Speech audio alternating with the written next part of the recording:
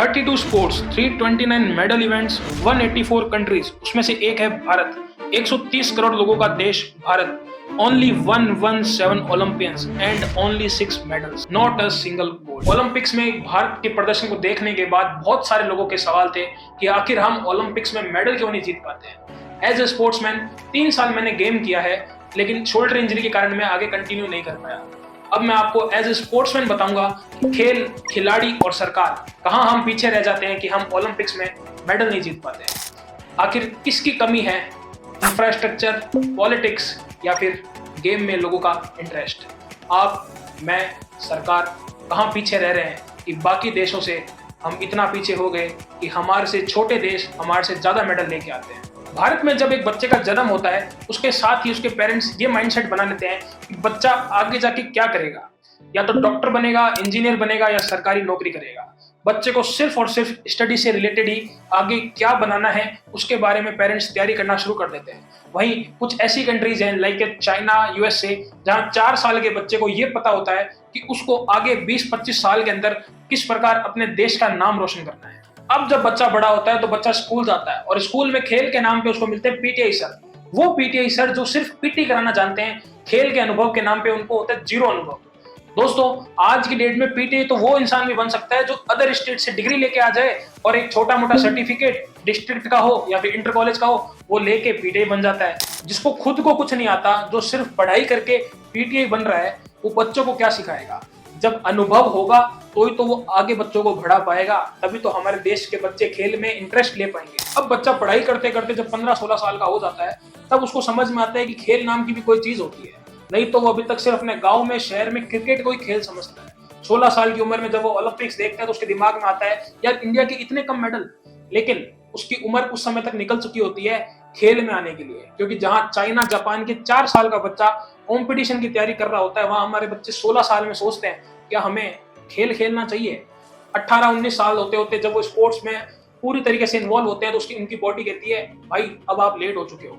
क्योंकि जब वो बच्चा 4 साल से शुरू करता है, 18 साल तक पहुंचता है, वो इतना परिपक्व हो जाता है, उसका शरीर इतना परिपक्व हो जाता है कि वो किसी भी देश के ओपोनेंट को हराने के लिए तैयार होता है।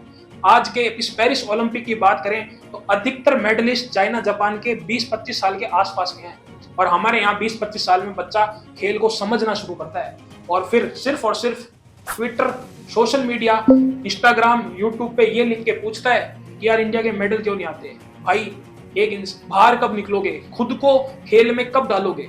18 साल में डालोगे तो पीछे रह जाओगे।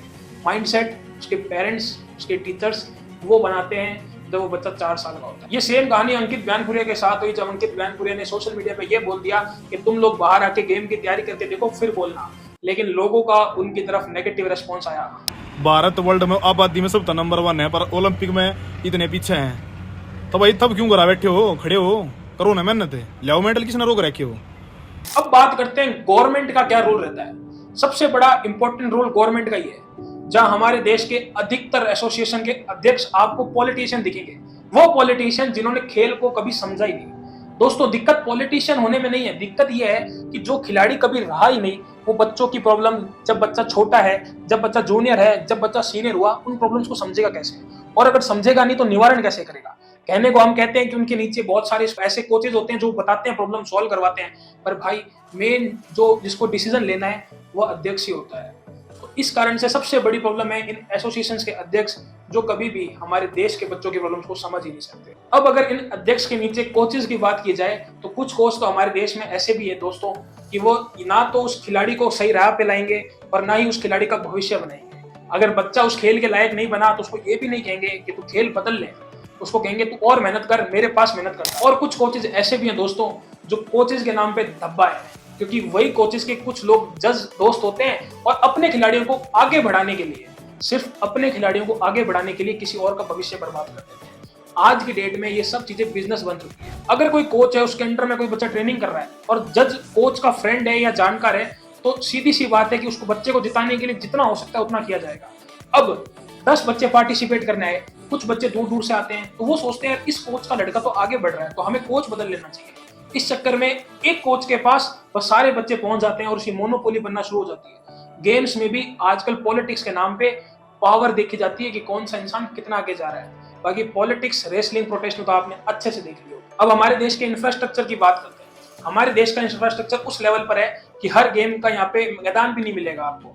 दोस्तों, हम कहते हैं मेडल नहीं आते, वहीं मेडल लाने के लिए चाइना 4 साल के बच्चे को ओलंपियन बनाने के लिए उस समय सोचता है कि 20 साल बाद जाके वो देश के लिए ओलंपिक का गोल्ड लेके आएगा। तो सोचो, ओलंपिक एकेडमी के नाम से 4 साल से 30 साल तक का बच्चा वहां तैयारी करता है 25 साल तक लगातार, और हमारे यहाँ पे मैदान नहीं होता खेलने के लिए। ये सरकार की कमियां हैं। एक कमी आपने देखी होगी कि हम क्रिकेट को इतना तवज्जो देते हैं। 2000 के आसपास क्रिकेट जीरो लेवल था, ना इतना पैसा था ना कोई बात।